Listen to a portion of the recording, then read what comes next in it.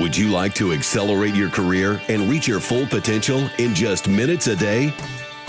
Welcome to the LEADx Show with New York Times best-selling author and Inc. 500 entrepreneur, Kevin Kruse. Hello, everyone. I'm Kevin Kruse. Welcome to the LEADx Show, helping you to stand out and to get ahead. Today, we're broadcasting live to our Facebook audience. And podcast listeners, if you want to be notified when we go live on Facebook, just go to LEADx Life and like the page and turn on notifications. And we're actually LEADx Life, not just on Facebook, but on Instagram, Snapchat, pretty much everywhere. Today's the weekly wrap-up show where we take our time. We get to rant about whatever's on our mind. We, of course, take your questions, answer some of your questions. And I am joined by LEADx editor, Tara Millette. Tara, did you know that Twitter went to 280 characters? Did you see that? I did. And I didn't understand the hashtag. It was just hashtag 280 for the longest time. And I didn't get what was going on. But it seems to be like no one's happy about it. I don't know if you've seen it, but. Yeah, I don't. Well, not that I really care, but I already, now this is horrible because I know I do have a lot of friends on Twitter and I do engage with people on Twitter. I kind of wish Twitter would just die because there's just too many social media platforms to keep up with, Snapchat, Instagram, all this stuff. Like I want fewer. But having said that, I think it's a mistake because, I'm one who it's so hard to get what you want to say down to only, 140 characters, but that was its charm. And now that you can just type an update and not have that pressure, well, how's that different than an update on Facebook or an update on something else? So I don't know. I don't think it's good. I thought, you know what? I was like, 280 seems like too much. I thought go from 140 to 180, give a little bit of extra room maybe, but I don't get doubling it. I think it's a little too much. Yeah, I think I think it's a lot, and it's going to take away some of the charm. And already, I think basically all the platforms are copying each other. Everybody's adding photos, videos, stories. But I think for someone who's having a hard time trying to build an audience like Twitter, trying to be like everybody else is the wrong way. I just don't think people are going to switch over to it. Snapchat even had they reported the growth in new users, and it was basically almost none. And so Wall Street crushed them, and Snapchat says, we're going to redo our interface. We know we're too hard to use, and it is too hard to use. But when old guys start using Snapchat, all the youngins are going to move to a different platform. So I don't know that they can win that game. I keep thinking, I keep saying it's my old joke, but I'm always like, hit us up on Twitter, Snapchat, Glip Glorp. And I'm waiting for Glip Glorp to actually become something. So maybe I can cash in and say that I came up with it, but we'll see. If you haven't already seized it, I think there's a bunch of people right now registering Glip Glorp as, .com or something, Wow. I let it out there for free and I should have just cashed in on it. Oh, well, next time. Tara, you know how I'm always admitting all the things I don't know that I should know on this show? Yeah, it's your confessional. It's my confessional. Okay, this might be everybody's going to really shake their heads at this one. So I never really thought about where buffalo wings come from, the food, the football treat. I knew they weren't from buffaloes, but I'm not saying I thought that. But of course, I had to go to Buffalo this week, Buffalo, New York, to discover that there's a famous bar in Buffalo, New York that apparently was a woman, the grandma, that sort of invented the buffalo wing. And I never thought about that. I don't know why they're called buffalo wings. It's from Buffalo, New York. Who knew? Apparently everybody but me. So I learned that this week as well. That's interesting. I always wondered about that because it's always Frank's Red Hot Sauce that they use for that, right? And I always thought, why don't they just call it Frank's Wings or something? Right. That was so strange. But Buffalo, okay, that's good. Yeah, good to know.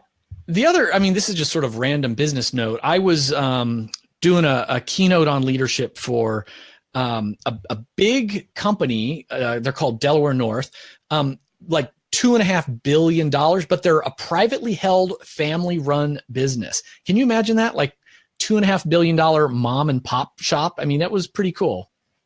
You know what? Fun fact, actually, I think Urban Outfitters, which is based in Philly, is a family-run business as well, and that's like a huge business, like 2.8 or probably more. I don't know. Pretty wild. This company, like they run all kinds of like restaurants, concession stands in sports stadiums, stuff like that. So like nobody knows them by their company name. They know them by like the restaurants. And they were telling me like one of their secrets to success is they go to big cities and they want to run a restaurant in the airport. But instead of just inventing their own, I don't know, Delaware North restaurant or whatever, they know that each city generally has like a local favorite. So like in Buffalo, it's this bar. I just forgot their name. Anchor Bar or something like that. In Boston, it might be Legal Seafood.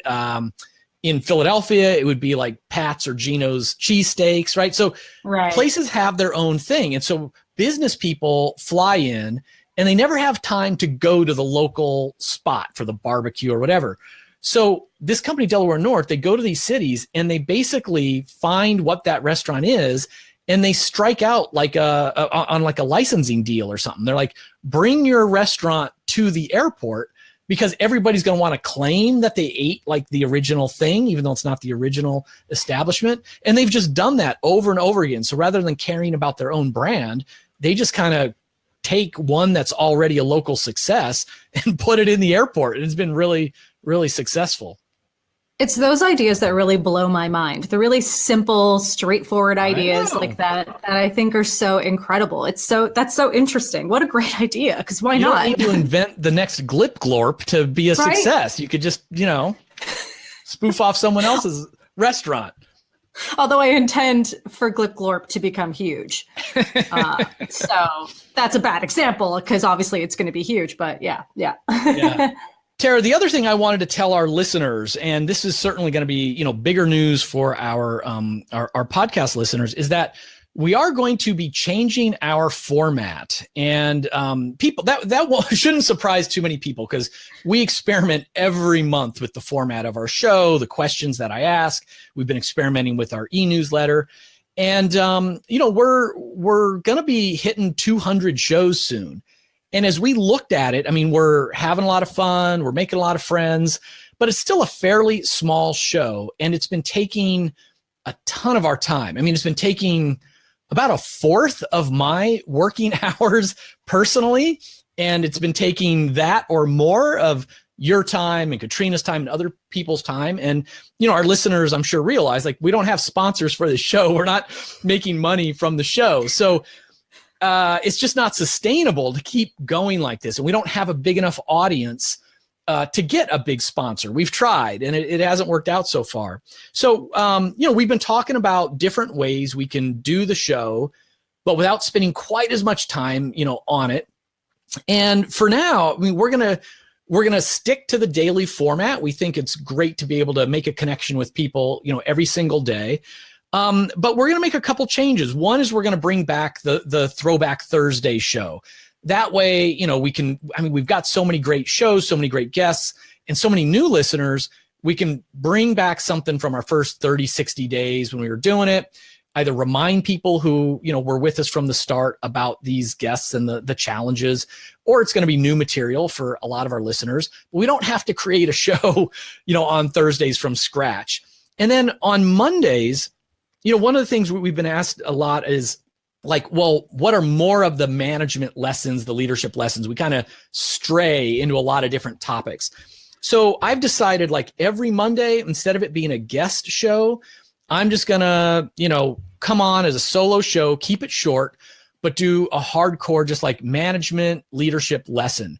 We'll start with talking about giving people feedback, effective feedback. We'll talk about making the transition from individual contributor to manager, all the classic management and leadership topics. And of course, we'll give it a LEADx spin. I think the way you give great feedback to your team members can also work wonders, at home with your kids or your significant other. So, starting pretty much immediately, people are going to notice that our Monday shows are different. Our Thursday shows are a little bit different. We'll still have 2 original guests every single week. And of course, a weekly wrap-up show. And I think this is going to be a step in the right direction and kind of bring more value to everybody. I mean, most podcasts only still do one show a week. We're still doing 5 shows a week. Jeez. So hopefully one of those 5 shows every week, people are going to find, tremendous value in. Yeah, I'm excited. It's going to be good. I'm excited. Yeah, we're getting some good feedback on Facebook too. Marcella's saying, great idea for Mondays. Hopefully more people will believe that as well. Yeah. And let's move on. I know it's our Fan Mail Friday and all that good stuff. Sure is. I also want to give a quick shout out to Matthew Walker, who I think just gave us a comment as well. He connected with me on LinkedIn and reached out because of our last episode. And I just want to keep that train going, connect with other people. Get all on the way LinkedIn. From Australia, Matthew's with us. So it's quite a time zone shift. So thanks for that, Matthew. Sure is. Appreciate it. All right. So here's our first fan mail. It's from Yossi, who is a assistant professor of computer science at Bar Ilan University in Israel. And Yossi says, one of your bits of advice is to say no to almost everything. While I can say it is very reasonable and I knew I should say no often, I've never figured out how much I say yes and how I should say no. Your episode on how to say no in 7 ways was extremely useful. I owe you more than many minutes a day. Thanks. Very sweet. That was very nice. Right? I love that too. I actually just reread that chapter today in 15 Secrets, the 7 ways to say no. Yeah. And they are really, really useful. All right. And we have another comment, this time not quite a fan mail, I'd say, but we're open to having some criticism and some discussions. So this is from Rachel, and she says, I found your website through your article about successful people and their lack of to-do lists. To be candid, I was horrified. I absolutely need a to-do list. If I eliminated it, I would forget what I was supposed to be doing or commitments that I've made. While I understand the importance of time blocking and the emphasis on scheduling, I think the notion of eliminating a to-do list is misleading. Yeah, and I wanted to share this comment. First of all, let people know we are open to constructive criticism and all of that. And I did respond to Rachel, and what I said in, I don't know, so many words was, I'm not really preaching. I consider myself more of a reporter. Like, I used to-do lists up until the point where I interviewed over 200, highly productive, successful people. And they said, no, don't use a to-do list, just put everything on your calendar. And I was skeptical. It seemed weird. I was horrified, but then I tried it and I got benefit from it. So I always just say, listen, try it on like a jacket. If it fits, great. If it doesn't, take it off. And so my point to Rachel was, is it misleading or just misleading, for her? And did she even try it? And I think especially jumping all in from to-do list to calendar can be tough.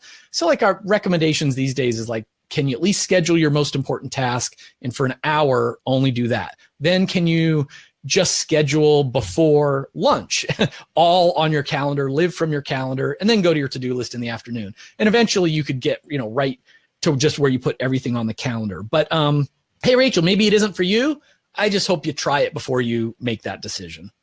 No, I thought it was, I had the same feeling when I was like, oh, shoot, I have to start scheduling stuff. It's a weird transition to go from going from this routine of doing your to-do list every morning and now suddenly putting it on your calendar on your computer, and it's not kind of in front of your face all the time. And that can kind of leave you in a bit of a panic. But I am so happy that I did it. It's so much easier. Everything's there. I get little notifications, so I don't have to think about it. So yeah, I definitely encourage Rachel to try that out. And now we have the iTunes review of the week. This one is from Kaplan in California, and it has to be the most enthusiastic one I've ever seen. So I'm going to try and read it with as much gusto as I can muster. Good.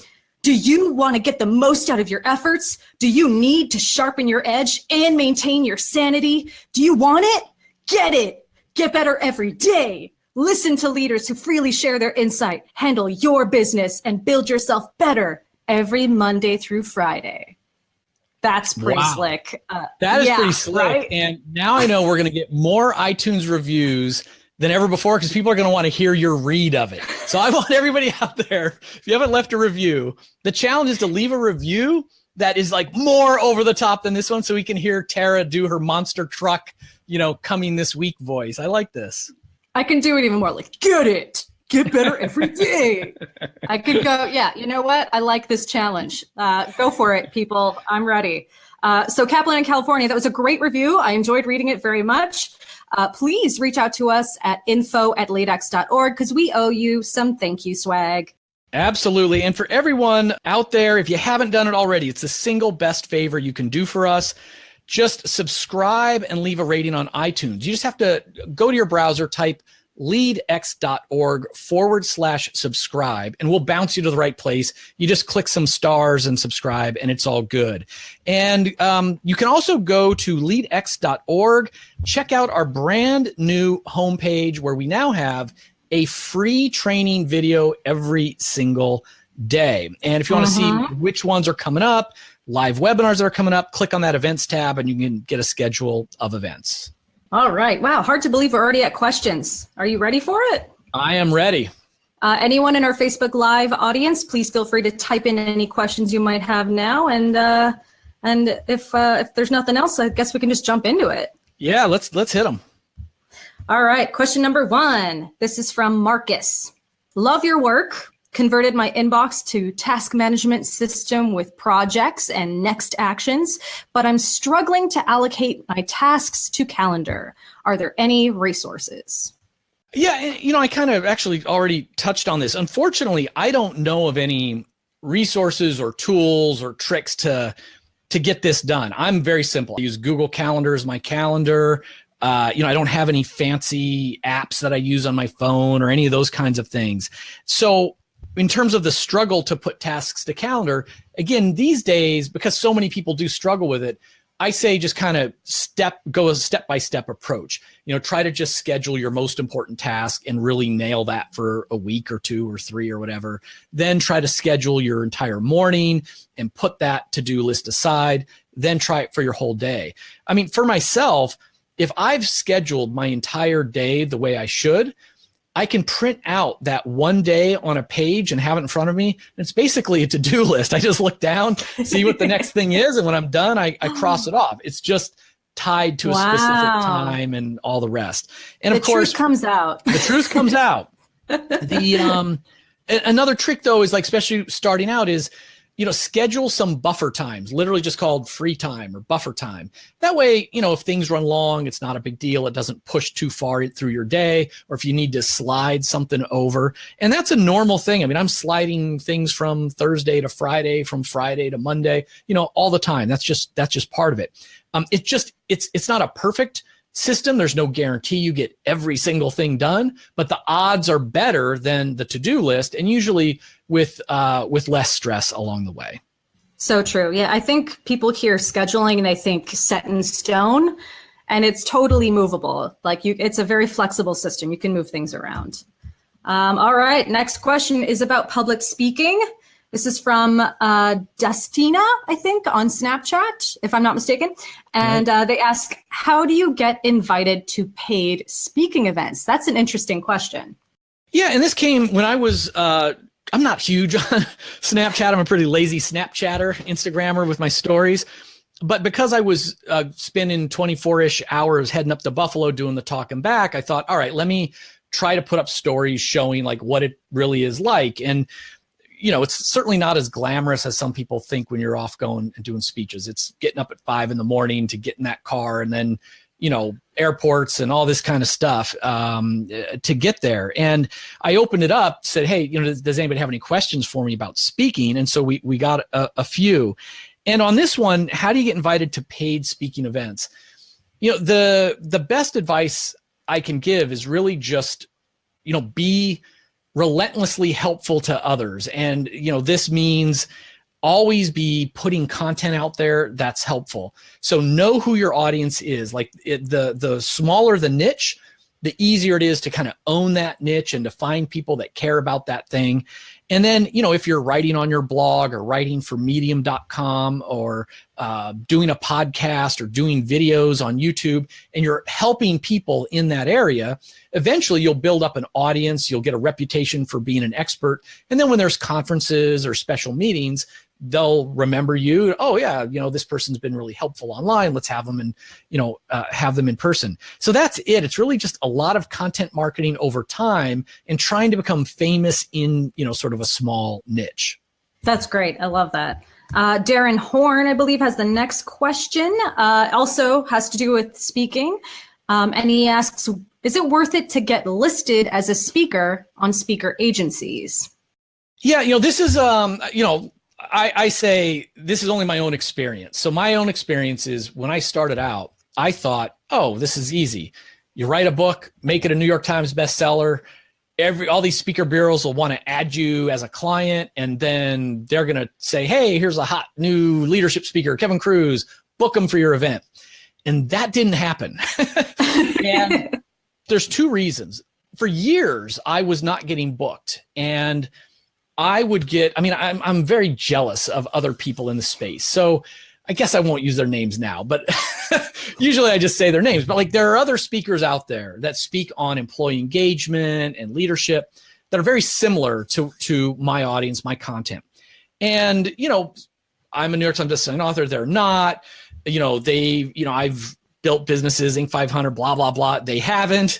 On most objective measures, you would think that I would look like a better speaker than they are. And I would ask the speaking bureaus, are they funnier than me? No, that's not it. Do they get more standing ovations? No, you're fine.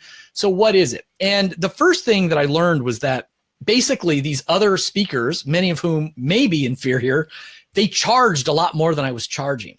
And speaking bureaus work on commission. So they're not going to pitch the best speaker. They're going to pitch the most expensive speaker. So the fastest way you can start getting booked by speaking bureaus is to just raise your fee from $500 to $25,000 overnight. Now they have a reason to present you.